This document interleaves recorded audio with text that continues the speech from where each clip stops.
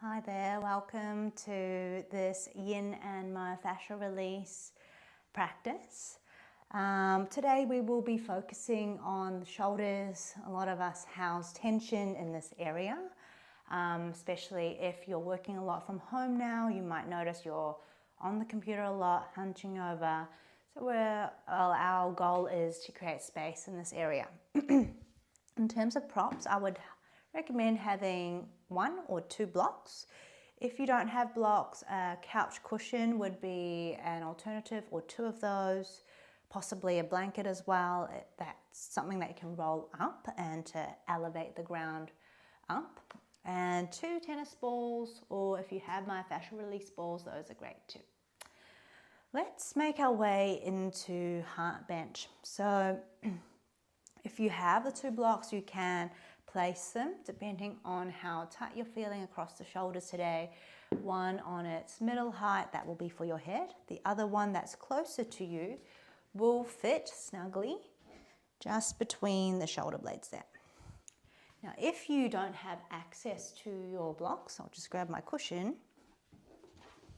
You can kind of roll up your cushion and use that as extra height. So just once you've got the props laid out, lower yourself down.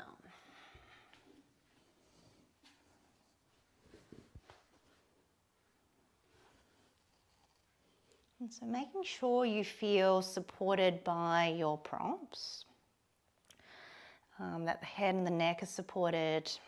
And for some of us, we may need to turn the block for the head up a notch to support the neck even more. If there's any sort of niggle in the low back, keep your feet on the mat and knock the knees in. And allow the weight of your body to be supported by the props beneath.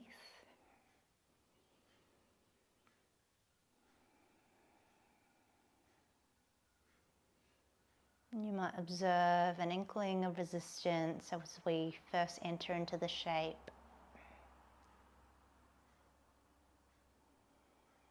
Notice the parts of the body that are tensing up.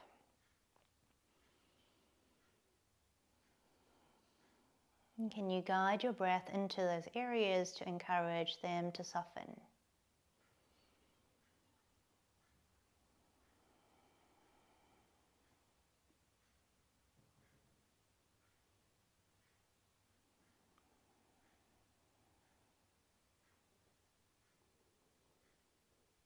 And feeling as you breathe in that the back ribs or your shoulder blades begin to expand downwards into the block.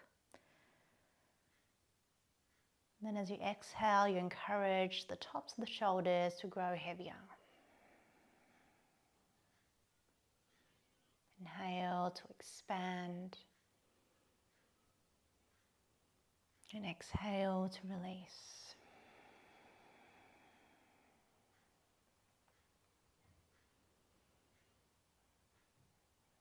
You might feel the weight of your arms here beginning to lengthen the muscles across the chest.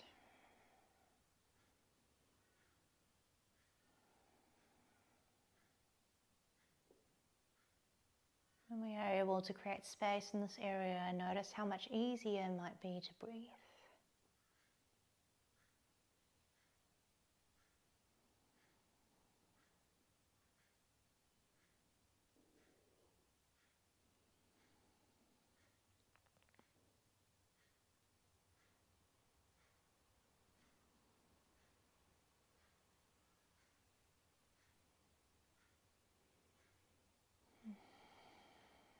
Take another 5 more rounds of breath.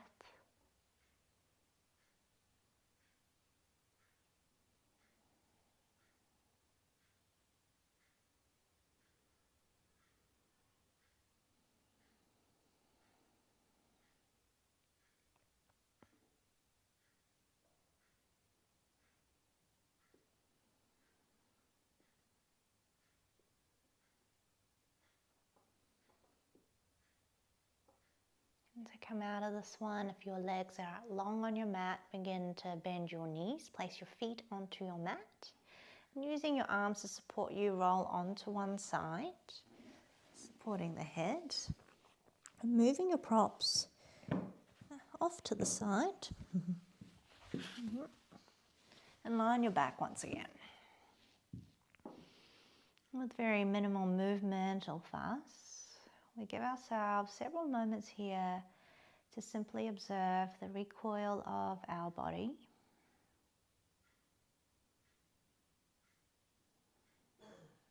And the simple potency of being.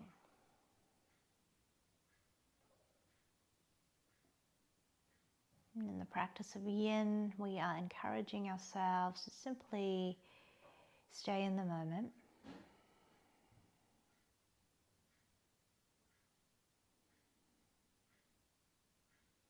Longer holds can access deeper layers of connective tissue,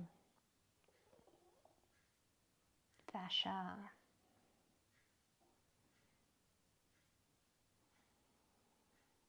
And slowly draw your knees in towards you. Rock a little bit from side to side. We'll come into a gentle twist here. Open the arms out into a T shape and then bring the legs over to your right hand side. And simply allow the weight of your legs to facilitate the twist, as well as the dance of the breath. So that our intention is not to get as deep as possible, to wring out the spine, really to just simply watch our spine unfold and unwind.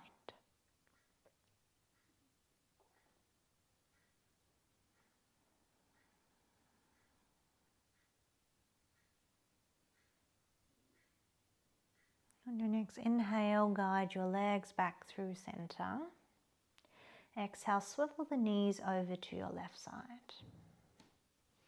Encouraging your right shoulder to remain heavy.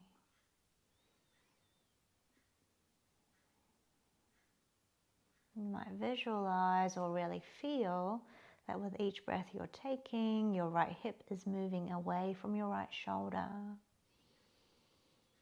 With each breath out, you encourage the body to soften.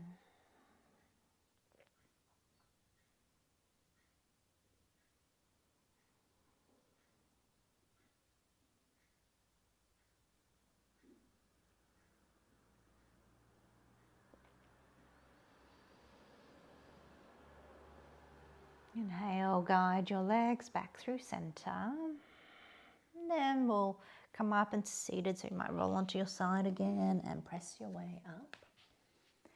And so for the first part of this practice, as I believe some of you may be newer to this style of practice where we introduce the myofascial release balls, the way I tend to structure this class is we tend to roll out the muscles or the parts of the body first, and then we'll come into the yin poses. So our focus will be on the shoulders. Before we lay back onto our mat, I'll just show you a couple of the landmarks that we'll be working with. If you have had any issues with rotator cuff or shoulder injuries, this probably won't be an appropriate practice for you unless it has been okayed by your doctor or physio or your healthcare practitioner. So I'll just show you on myself. First part we're going to work on is the supraspinatus. So if you kind of take your hand to where your shoulder blade is a triangular bone that's kind of on your mid to upper back section. And if you run your fingers just from where the edge of the shoulder is, you'll feel the spine of the shoulder blade. So that's a kind of somewhat a horizontal line. And then you'll feel as you kind of run your fingertips down, depending on how long your arm is, you'll feel that it then kind of moves downwards. So that's the medial border of the shoulder blade. So what we're going to work on to begin is the supraspinatus. So supra meaning above the spine of the shoulder blade. So the spine meaning that top ridge. So the ball will be tucked in that upper ridge area. This particular muscle is only small, it's part of the rotator cuff muscle group, helps to abduct or move the arm out to the side. So first sort of 0 to 15 degrees. The next one we'll target is the infraspinatus. So that will be infra meaning below the spine of the shoulder blade. So if you have a little feel of that horizontal bone, just underneath there's a bit of squishy stuff that's actually on top of the shoulder blade. And so we'll tuck the ball there. That's another part of the rotator cuff. And thirdly, we'll work on the rhomboid. That's just across the medial border of the shoulder blade, so between the shoulder blade and the spine. And this particular muscle helps to draw your shoulder blades inwards towards each other. So let's begin with these ones to start. Have your actually, you probably won't need your block for this one. We'll just need one tennis ball because we'll be working on one side first and the other side. And lie down on your back. Let's begin with the right side, the supraspinatus. So supra meaning above the spine of the shoulder blade. So reclining down, tucking the ball there. You might need to kind of wriggle yourself to find the spot. I personally prefer to keep my feet on the floor for this one, but you can choose to have legs long or butterfly legs as well. And once you have the ball there, you'll notice that there is probably tension. And when we encounter tension, notice how our body tries to resist and we try to escape. It's only natural because we feel like we're being threatened. But knowing that this is a controlled environment and we are actually nurturing our body and trying to create space for it, see if you can deepen the breath.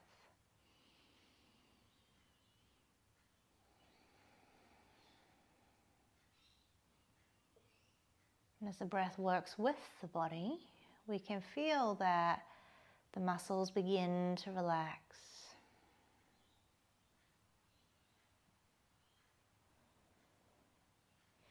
You can, of course, stay completely still here.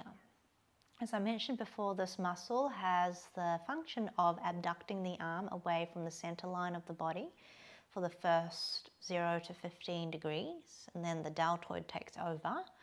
You can pin the ball into that muscle by leaning into it and then abduct your arm out to the side. So kind of like a half snow angel action.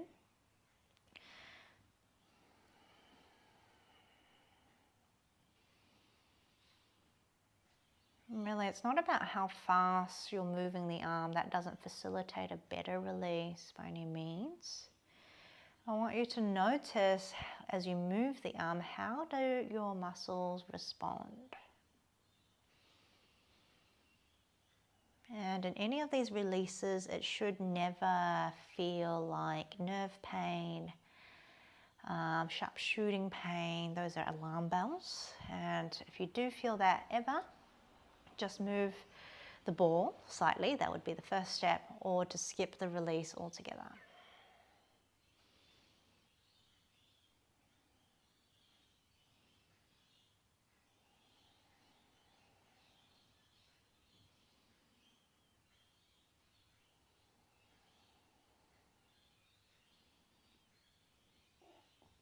And taking another 3 more rounds of breath, and I'd suggest just holding the arm still for now.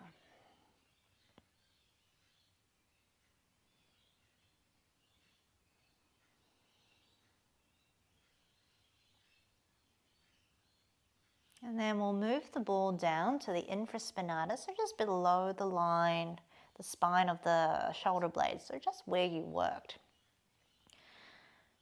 Okay, and so this is actually on the shoulder blade itself. And once you're there, breathe. Remembering that these muscles of the rotator cuff have the important function of stabilizing the shoulder. So they're not meant to be like floppy and stretchy and yeah, there's meant to be a bit of tension to it. But of course, for most of us, we use our shoulders lots and lots, but we don't really stretch these muscles very much. Now with this particular muscle, as I mentioned before, actually maybe I didn't mention this, it helps to externally rotate the arm. So if we do the action of the arm moving in towards the tummy and then the arm moving outwards, like your arm is a door, you're opening and closing the door. And again, it's not a fast-paced movement.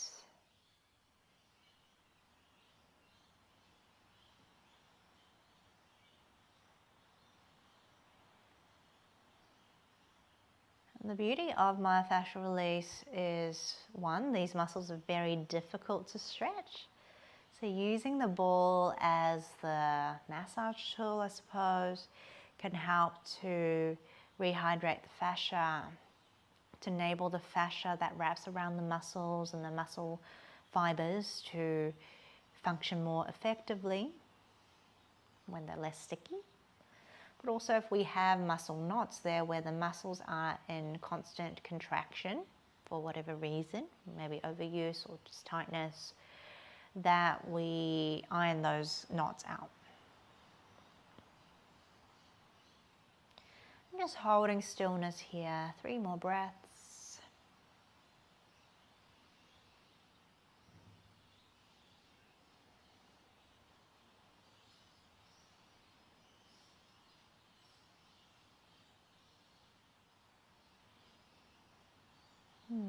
And then finally, we'll tuck the ball to the rhomboid, which is, if you remember when we palpated or touched our shoulder blade, the medial border of the shoulder blade, so in between that bone that runs vertical-ish and the spine. So it's a pretty fleshy part. Oops. Okay, because this is a fairly big muscle, we'll work on a few different areas. But first I want you to just kind of nestle the ball in the best that you can.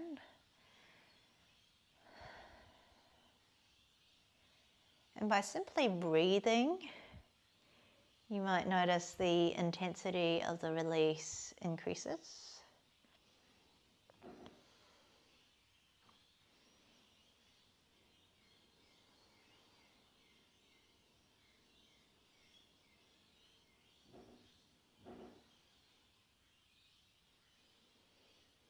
You're welcome to stay simply as you are here. Or we'll take the rhomboid into a stretch position. So you can take your right arm just across to your left shoulder. And you'll feel that this changes things up a little bit. If it's too much, and by that I mean if you start to kind of wince and it just feels like you can't relax into it, and you'll know after about sort of 5 to 8 breaths, you're better off just not adding to the release, because there might just be a lot of tension inhabiting in that area.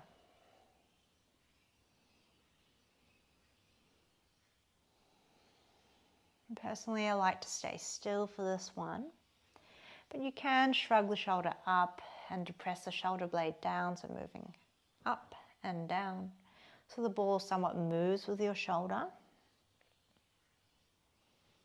Not necessarily a better kind of release, it just might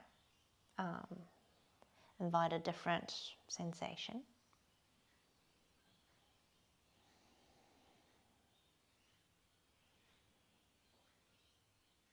We'll take it into one more spot, so just using your opposite hand to move the ball slightly further down. You might notice that, and you can kind of readjust the area by moving yourself on your mat. I tend to take my arm beside me once I move into a new spot, just to allow my body to acclimatize to the release first.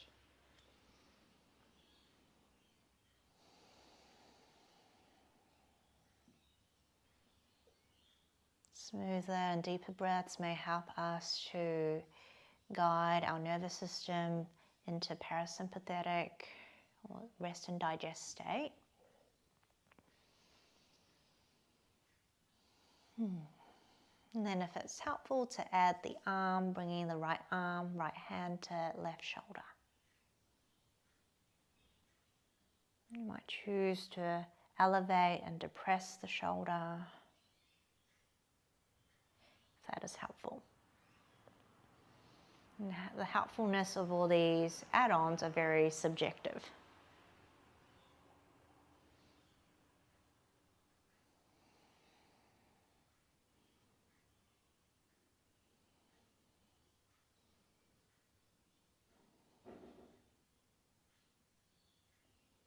And we'll just release here, moving the ball to the side.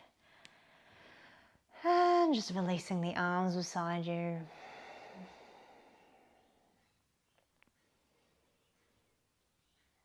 Allowing your attention to scan through the shoulder complex.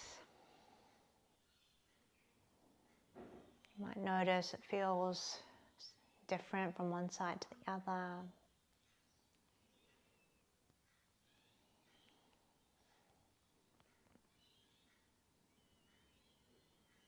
And then we'll move on to the second side. And I'll just recap if you kind of need the visual to see where the landmarks are. So moving on to left side, first working on the supraspinatus. So if you run your fingers from the edge of your shoulder in, there's the spine of the shoulder blade, which is the horizontal ridge. We just want to work above that ridge. And then secondly, the infraspinatus just down from that horizontal ridge.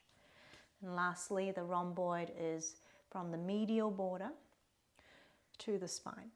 So that squishy, fleshy bit in between that region. And reclining on your back and setting yourself up.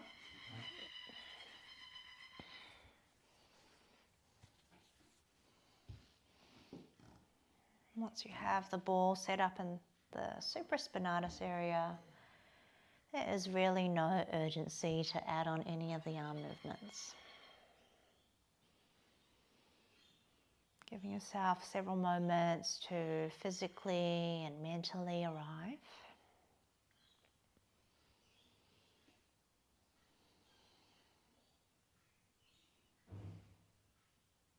And then if it's helpful to do so, you can abduct the arm for maybe the first sort of third of a semicircle away from your hip. If you do a huge one, it probably won't really add on very much apart from the fact that your delt might switch on. And if we can, the muscles that don't have to be engaged here, let's encourage them to relax.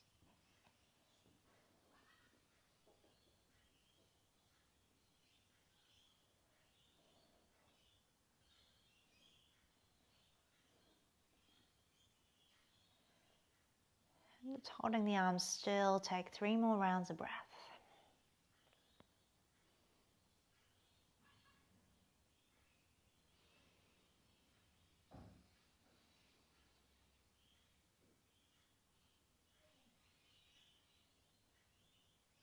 And then using your free hand to move your ball down to the infraspinatus. So the space just underneath the spine of the shoulder blade. So you might need to move yourself around to really find that more fleshy bit.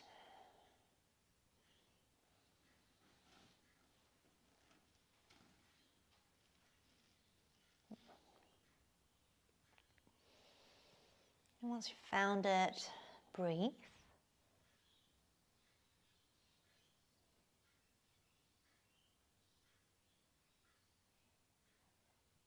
If it's helpful to add the movement of the arm, your left arm will move towards your tummy and then out to the side again.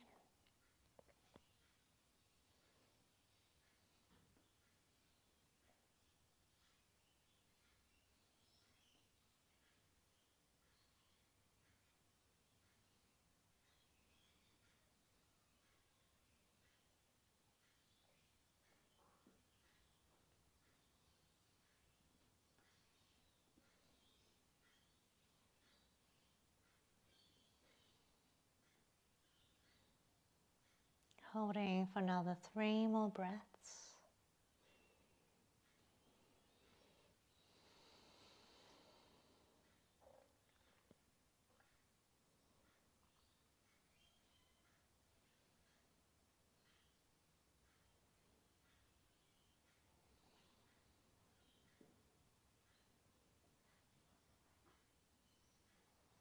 And then finally moving the ball inwards towards the rhomboid, or actually onto the rhomboid. And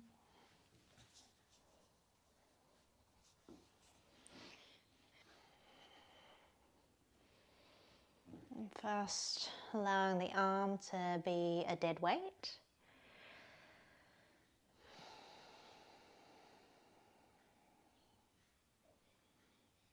Breathing in, the back ribs expand into the ball. Breathing out, allow the body to soften.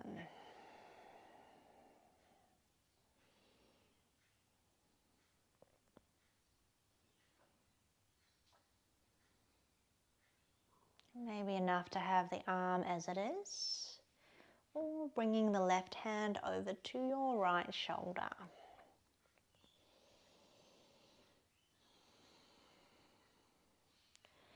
Although you might be feeling a bit of tightness or quite a lot of tightness in this region, it doesn't mean that it's a muscle that is overworked. In fact, for most desk workers, these muscles are overstretched. Of course, it feels nice to release the area.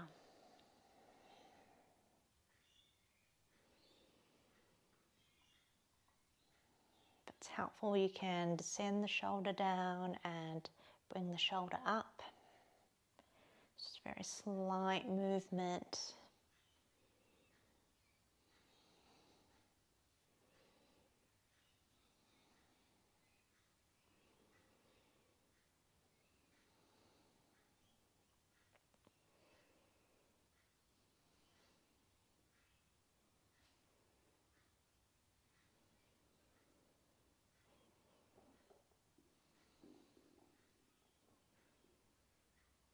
And then moving to a second spot in the rhomboid region. So you can just move the ball slightly further down.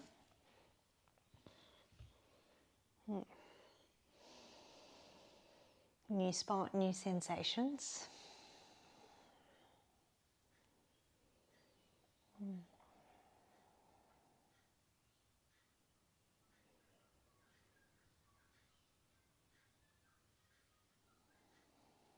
And adding the left hand to the right shoulder if it's helpful to protract the shoulder blade or move the shoulder blade away from the spine, so that the muscle of the rhomboid is taken into a more of a stretch position.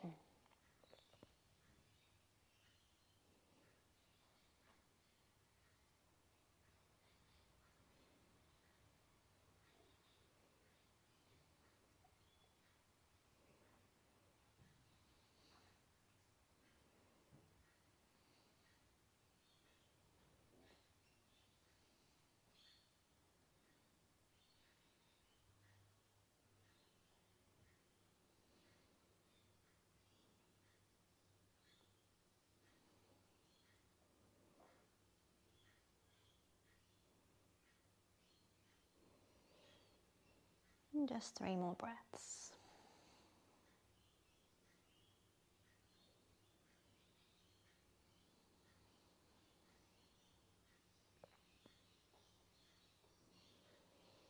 And releasing the ball once again. And feel your body kind of take a deep sigh.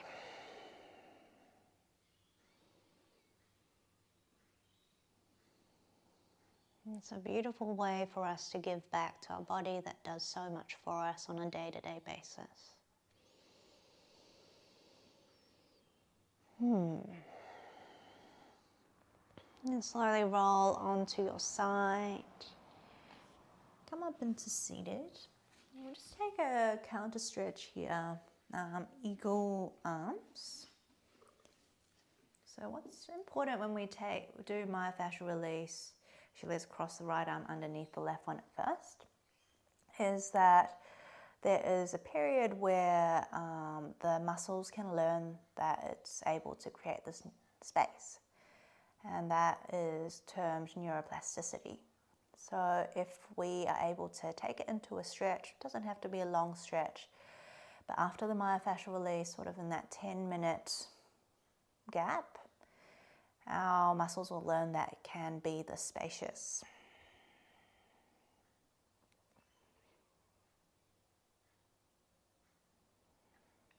And then releasing the arms and switch sides, left arm underneath right.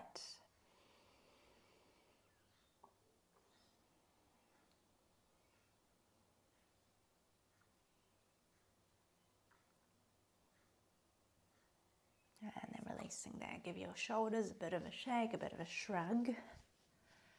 Okay, so we're targeting the back side of the shoulder. What we often don't kind of think of being in the shoulder complex is the pectoralis muscles. So for us, for the people who work at the desk a lot, these muscles tend to contract to accommodate for the arms being forward and the caving in of the shoulders. So we're going to take a broken wing. In terms of props here, we won't need the balls here, but maybe a block would be helpful. If you don't have the block, it's probably not necessary to have a prop. It's just, I'm a bit lazy when it comes to yin. I like to do as less work as I can. So we'll be lying in a prone position here on our tummy. I'll just let's do this on the left side first so you can see. The left arm will be out to the side. Now it's personal preference whether you have the arm in that 90-degree angle or anywhere between 90 to 180 degrees. It's just personal preference. The block will be your assistant to hold your arm up. So you'll take your left temple down onto your mat and just roll onto your side. And here my block, actually if you can't see, I'll do this front on. It will look like this. So the block will be under your right bicep. So that this right hand can simply relax. Or if you don't have the block there, you can come onto tented fingertips and just roll onto your side.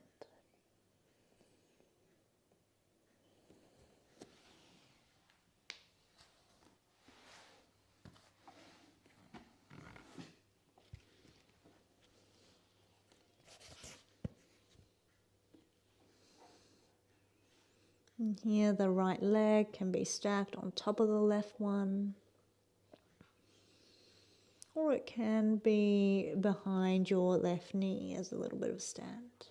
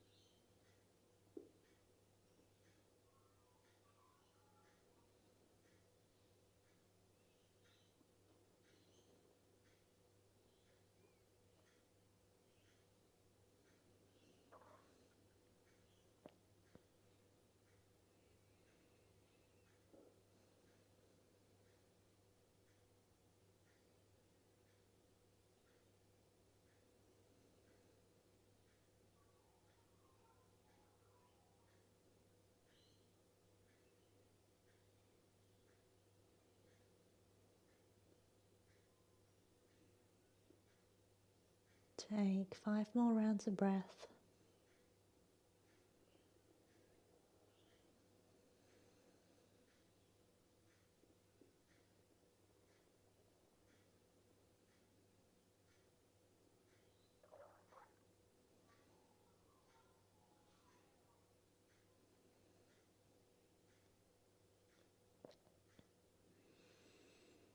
And then rolling onto your tummy slowly.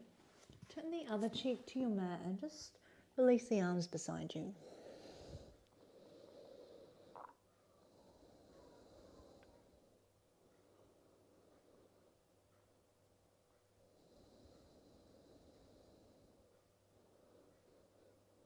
And just rocking the hips from side to side a little bit to neutralize the spine.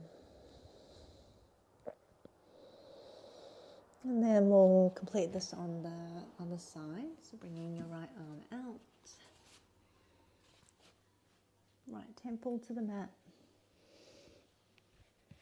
If you are using the block, having the block underneath your left bicep, just to support the arm.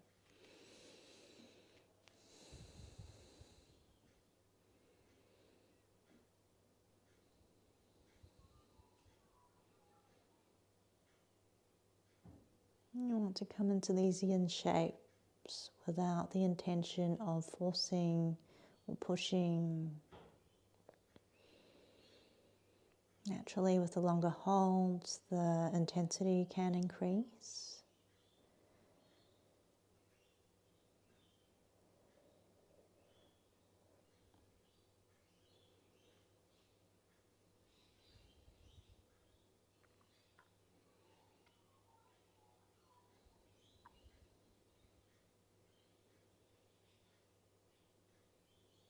For those of us who are a little bit more yang in nature, who are the doers, yin enables us to feel that contrast of how simply being still, watching and observing in itself is a potent experience.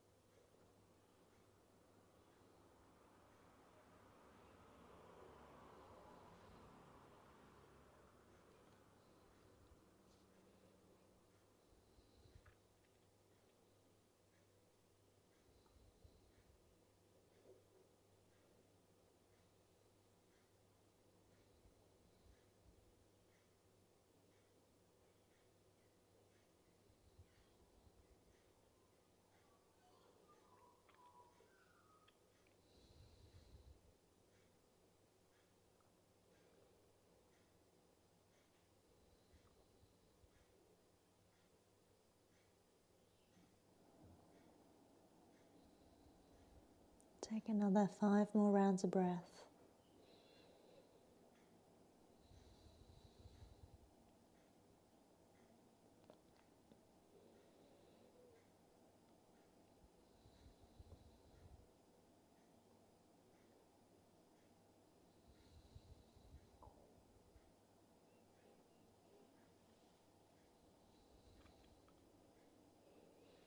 And slowly rolling back onto your tummy. Releasing the arms beside you, turn the other cheek to the mat.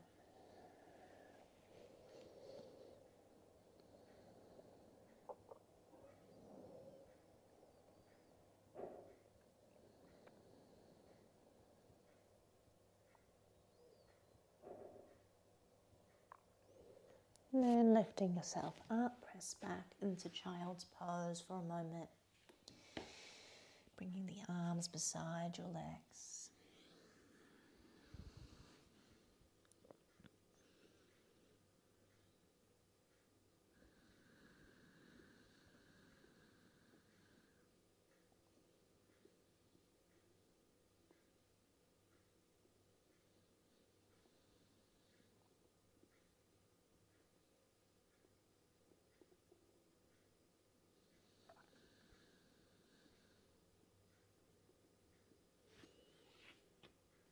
And slowly rising back up. Bring your legs around and we will complete with an upper trap release. So we will need 2 tennis balls for this one. Where have they gone? Just here. As well as your block, block or your cushion. And so the upper traps, I'll just show you where they are. Just these ones up the top. So they help to elevate your shoulders. Yeah, so these ones just next to the neck. And we'll work two at the same time. Have your block within hand's reach and make your way down onto your back. And we'll tuck the balls to the area of the upper traps there.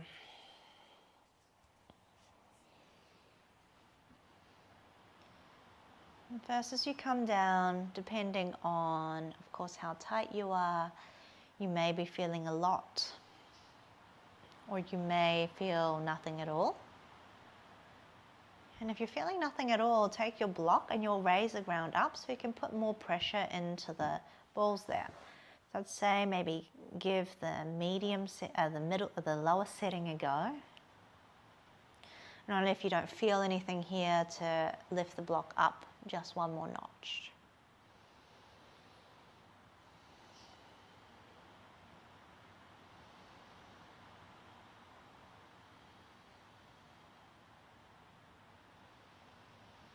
And sometimes staying completely still is what we need, especially towards the end of the practice, kind of ending in more quietude.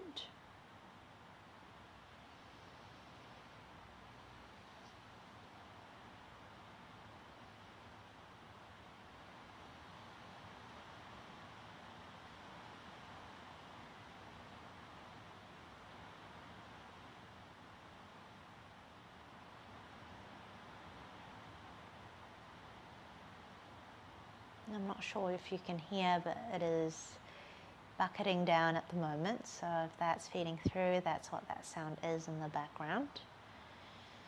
Beautiful sound of rain.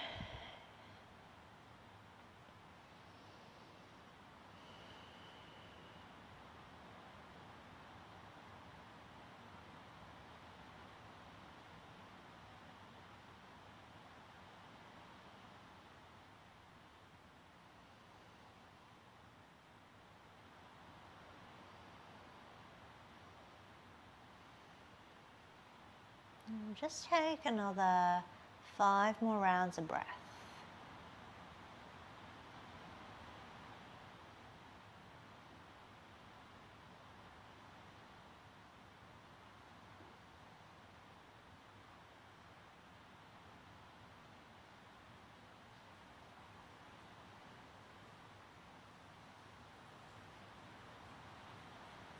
And first moving the balls off to the side.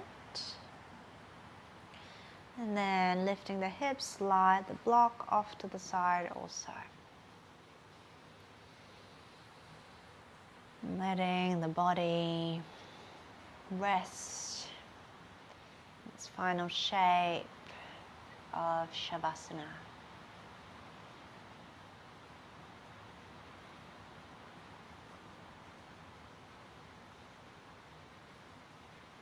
You can stay in Shavasana for as long as you like. Thank you for practicing with me today. Namaste.